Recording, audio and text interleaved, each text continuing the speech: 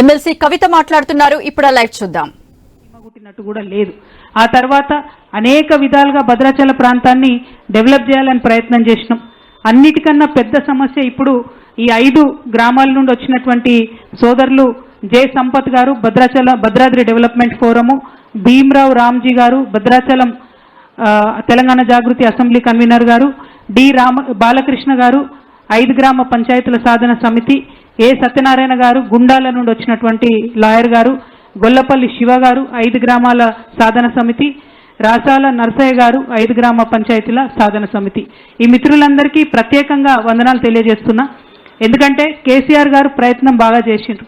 Polavaram project ఎప్పుడైతే వాళ్ళు capacity పెంచుకుంటూ స్పిల్వే కెపాసిటీని పెంచుకుంటూ పోతున్నారో 36,000 క్యూసెక్లకు పర్మిషన్ ఉన్నదాన్ని 36 లక్షల క్యూసెక్లకు పర్మిషన్ ఉన్నదాన్ని 50 లక్షల క్యూసెక్లకు వాళ్ళు పెంచుకుంటూ పోతున్నారో ఆ నిల్వ ఉన్న నీళ్లు వెనక్కి తన్నడం ప్రారంభమైనాయి. మన భద్రాచలం రాముడి దాకా కూడా గుడి మునిగిపోయేటటువంటి పరిస్థితి వచ్చింది. పెద్ద వరద వచ్చినప్పుడు మనం చూసినాం. ఇంకా అన్యాయం ఏంటంటే ఈ కరకట్టలు ఏవైతే మనం కట్టుకున్నామో అందులో 2 స్లూయిస్లు మనకు తెలంగాణలో ఉంటాయి, 2 ఆంధ్రాకి వెళ్ళిపోయినాయి. మన తెలంగాణలో ఉన్న స్లూయిస్లను మనం మెయింటైన్ చేస్తున్నాం, వాటి గేట్లు ఇబ్బంది లేకుండా నీళ్లు పోయేటట్టు చేస్తున్నాం. కానీ ఆంధ్రాలో ఉన్న 2 స్లూయిస్లను వాళ్ళు మెయింటైన్ చేస్తలేరు. దాంతో కూడా నీళ్లు వెనక్కి తన్నుతున్నటువంటి పరిస్థితి ఉన్నది. ఆనాడు ఎంతో ప్రయత్నం చేసినా కూడా ఈ గ్రామాలు మనకు రాలేదు. చిన్న చిన్న సమస్యల్లాగా మనకు కనిపిస్తాయి.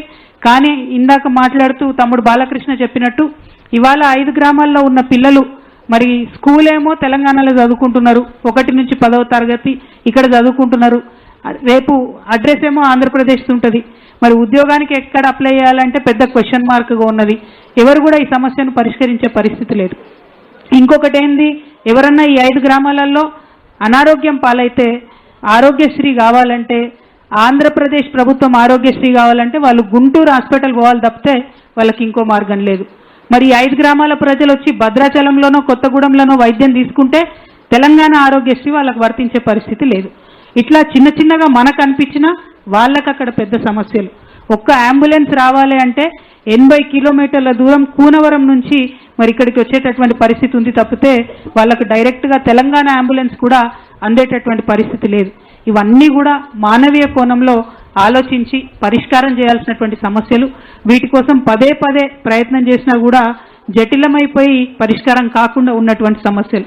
అందుకనే ఈ రౌండ్ టేబుల్ ద్వారా ఈ 5 గ్రామాలకు సంబంధించినటువంటి అనేక మంది మేధావులతో ఇదివరకే మాట్లాడి నేను తెలంగాణ జాగృతి నుండి కేంద్ర ప్రభుత్వాన్ని డిమాండ్ చేసేది ఏంటంటే ఇవాళ 20వ తారీఖు ఈ నెల 25 నాడు ప్రగతి ఎజెండా పేరుతోనూ నరేంద్ర మోడీ గారు 4 రాష్ట్రాల ముఖ్యమంత్రులతోని ఆంధ్రప్రదేశ్, తెలంగాణ, ఒరిస్సా, ఛత్తీస్గఢ్ ఈ 4 రాష్ట్రాల ముఖ్యమంత్రులతోని వారు మీటింగ్ పెడుతున్నారు. అందులో పోలవరం ఇష్యూతో పాటు అనేక ఇష్యూస్ వాళ్ళు మాట్లాడతారు. ఆ మీటింగ్లో నరేంద్ర మోదీ గారు ఖచ్చితంగా ఈ 5 గ్రామాలను తెలంగాణకు మళ్ళీ తిరిగి ఇవ్వాలని చెప్పి తెలంగాణ జాగృతి తరఫున మేము డిమాండ్ చేస్తూ ఉన్నాం. ఎందుకంటే 10 ఏళ్లలో ఎంత ప్రయత్నం చేసినా ఈ సమస్యలు పరిష్కారం కాలేదు. కాబట్టి ఈ సమస్య శాశ్వత పరిష్కారం కావాలంటే పురుషోత్తపట్టణం, గుండాల, ఎటపాక, కన్నాయిగూడెం, పిచ్చికలపాడు ఈ 5 గ్రామాలు మళ్ళా తెలంగాణకి ఇవ్వాలని చెప్పి నేను కేంద్ర ప్రభుత్వాన్ని డిమాండ్ చేస్తూ ఉన్నాను. మరి 25వ తారీఖు జరిగేటటువంటి ఈ ప్రగతి ఎజెండా మీటింగ్కి వెళ్ళేటటువంటి మన తెలంగాణ రాష్ట్ర ముఖ్యమంత్రి రేవంత్ రెడ్డి గారిని కూడా మేము విజ్ఞప్తి చేస్తూ ఉన్నాం. ఈ 5 గ్రామాల ప్రజలు చాలా ఇబ్బంది పడుతున్నారు. కాబట్టి తెలంగాణ రాష్ట్ర ముఖ్యమంత్రిగా మీరు ఈ 5 గ్రామాలను వెనక్కి తీసుకొచ్చే విధంగా కేంద్ర ప్రభుత్వం మీద ఒత్తిడి తీసుకురావాలని చెప్పి నేను ముఖ్యమంత్రి గారిని డిమాండ్ చేస్తూ ఉన్నాను. అదేవిధంగా మరి ఇప్పుడు కరకట్టలు ఏవైతే ఉన్నాయో నిన్న కూడా మేము మళ్ళీ ఒకసారి కూర్చొని ఇంజనీర్ల పరిధిలో ఆలోచన చేయడం జరిగింది. ఈ కరకట్టలు ఇప్పుడు ఉన్నటువంటి వాటిని 1 కొంచెం ఎత్తు పెంచుకోవాలి, 2 ఆల్మోస్ట్ దుమ్ముగూడెం ఆనకట్ట వరకు కూడా పెంచాల్సినటువంటి అవసరం ఉన్నది. అట్లా పెంచితేనే ఈ 5 గ్రామాల ప్రజలకు ఫ్యూచర్లో కూడా రక్షణ ఉంటుంది.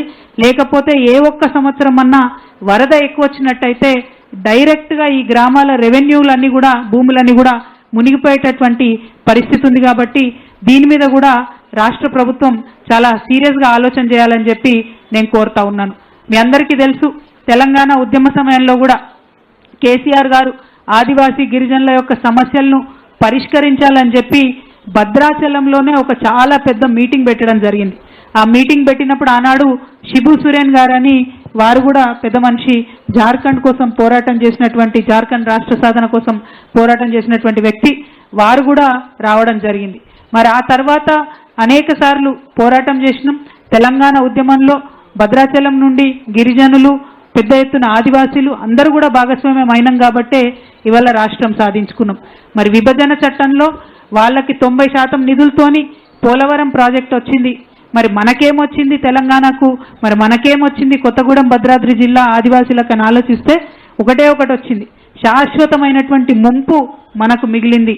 రాముడు కూడా మునిగిపోయేటటువంటి పరిస్థితి ఇవాళ వచ్చింది.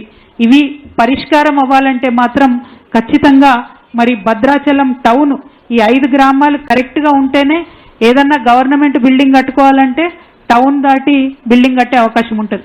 భద్రాచలంలో వచ్చేటటువంటి చెత్త చెదారం ఎక్కడన్నా వెయ్యాలంటే ఒక డంపింగ్ యార్డ్ కావాలంటే ఇవాళ కనీసం ఒక గుంట జాగలేనటువంటి పరిస్థితి ఉన్నది. అంతేకాదు పురుషోత్త పట్టణం ఏదైతే ఆంధ్రకి ఇచ్చిండ్రో అందులో 1000 ఎకరాల దేవుడి మాన్యాలు, రాముల వారి 1000 ఎకరాల భూమి ఉన్నది.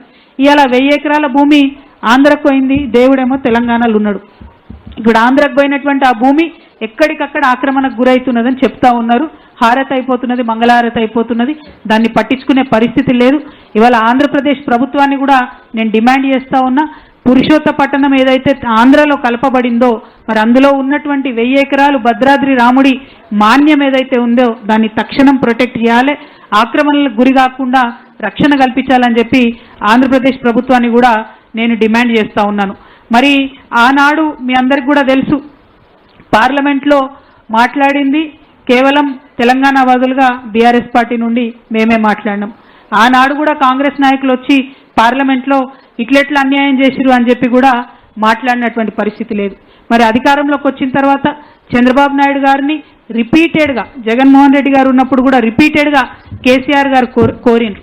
ఈ 2 రాష్ట్ర ప్రభుత్వాలు కలిసి జాయింట్ సర్వే చేయాలి, మునిగిపోయేటటువంటి ప్రాంతం ఏంటి అని అడిగితే అధికారుల స్థాయిలో వాళ్ళు ఒప్పుకున్నారు, కానీ ముఖ్యమంత్రుల స్థాయిలో ఎన్నడూ కూడా ఒప్పుకోవడం జరగలేదు. అంటే ఆంధ్రాలో చంద్రబాబు నాయుడు గారు ఉన్నా, జగన్మోహన్ రెడ్డి గారు ఉన్నా మన ప్రాంతానికి నష్టమే జరుగుతుంది తప్పితే లాభం జరగడం లేదు. కాబట్టి మళ్ళీ ఒకసారి డిమాండ్ చేస్తున్నాం, మీరు పోలవరం ఇప్పటికే మీకు దాదాపు 30,000 కోట్ల రూపాయల వరకు కేంద్ర ప్రభుత్వం నుంచి నిధులు వచ్చింది, వేగవంతం చేస్తూ ఉన్నారు మీరు మీ యొక్క పనులను.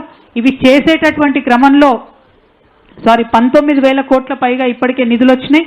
ఈ సంవత్సరం ఇంకా 7,000 కోట్లు ఇస్తామని చెప్తుంది కేంద్ర ప్రభుత్వం. అంటే పనులు వేగవంతం అవుతుంది. ఈ పనులు వేగవంతమయ్యేటటువంటి క్రమంలో నేను డిమాండ్ చేస్తూ ఉన్నాను, జాయింట్ సర్వే ఖచ్చితంగా ముంపు కోసం జరగాలి. జరిగితేనే మనకు ఖచ్చితంగా ఇక్కడ ఉండేటటువంటి గ్రామాలకు న్యాయం జరిగేటటువంటి ఆస్కారం ఉంటుందని చెప్పి మేము డిమాండ్ చేస్తున్నాం. ఇక్కడ మన హైదరాబాద్లోనే ఉంటుంది కృష్ణా గోదావరి బేసిన్ ఆర్గనైజేషన్ అని ఉంటుంది. అందులో పోలవరం ప్రాజెక్ట్ అథారిటీ ఉంటుంది. ఆ పోలవరం ప్రాజెక్ట్ అథారిటీలో కూడా అనేక సార్లు కేసీఆర్ గారు ప్రభుత్వంలో ఉన్నప్పుడు వారు రిక్వెస్ట్ చేయడం జరిగింది, లెటర్లు రాయడం జరిగింది. అయినప్పటికీ ఇల్లీగల్గా 36 లక్షల క్యూసెక్తో కట్టుకుంటామన్న పోలవరంను పెంచి 50 లక్షల క్యూసెక్కు మరి ఆంధ్రప్రదేశ్ ప్రభుత్వం కడతా ఉన్నది. ఈ అన్యాయాన్ని మరి చూస్తూ ఊరుకోము, అవసరమైతే ఖచ్చితంగా న్యాయ పోరాటం అన్న చేస్తాము. మరి మా 5 గ్రామాలు మాకు ఇవ్వాలి అని చెప్పి మళ్ళొకసారి నేను డిమాండ్ చేస్తూ, ఇక్కడికి వచ్చినటువంటి మా నాయకులందరూ కూడా మరి ఇప్పుడు మాట్లాడతారు. నేను ఇంట్రడక్షన్ ఇవ్వాలి అన్నటువంటి ఉద్దేశంతో ఇప్పుడు మాట్లాడడం జరిగింది. ప్రధాన డిమాండ్ ఒకటే, మా 5 గ్రామాలు మాకు ఇవ్వండి, కరకట్టలను దుమ్ముగూడ మానికట్టు వరకు కట్టండి. ఈ డిమాండ్లతోని ఈ రౌండ్ టేబుల్ కాన్ఫరెన్స్ చేస్తున్నాం. అవసరం, సమయం, సందర్భం బట్టి రావాలంటే మీరు అన్నట్టుగా అక్కడికే పోదాం, అవసరమైతే అక్కడ కూడా ధర్నా చేద్దాం గ్రామాలలో, అది ఇబ్బంది కాదు. కానీ మనకు మన హక్కులు సాధించుకోవడం అన్నదే ప్రధాన లక్ష్యం. కాబట్టి ఇక్కడికి వచ్చిన ప్రతి ఒక్కరు కూడా మీ బాధను, మీ యొక్క డిమాండ్స్ని తెలియజేయవలసిందిగా కోరుతూ, మరి ఇప్పుడు గొల్లపల్లి శివ గారు ఉన్నారు, ఎక్కడున్నారు? గొల్లపల్లి శివ గారు మాట్లాడవలసిందిగా కోరుతూ మైక్ ఇవ్వండి.